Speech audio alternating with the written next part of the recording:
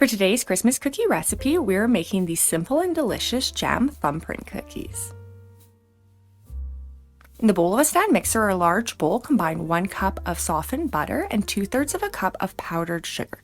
It's important to use salted butter as we won't be adding any salt to this recipe. If you only have unsalted butter, add a 1/4 teaspoon of salt. Cream the butter and sugar on low until everything is nice and smooth and creamy. Now we can add in 1 teaspoon of vanilla extract, and we're just going to mix until that is incorporated. Next, we'll add in 2 cups of flour, 1 cup at a time, mixing well after each addition. As always, the full recipe and all of these instructions can also be found down in the description box below.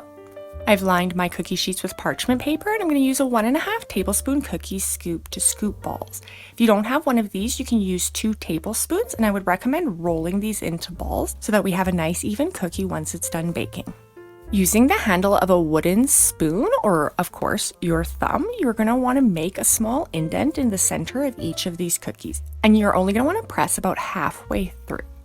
Now we can fill these up with jam. I'm using 1/2 cup of raspberry jam, and you could use any flavor.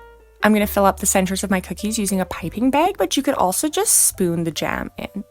These will bake in an oven preheated to 350 Fahrenheit or 175 Celsius for 9 to 11 minutes. Take them out as soon as the bottoms are golden brown. Allow them to cool on the pan for a moment and then move them to a wire rack to finish cooling completely. And that is how you make these easy jam thumbprint cookies. These easy and delicious Christmas cookies have the best texture. They're nice and crispy on the outside with a soft center, and they literally melt in your mouth.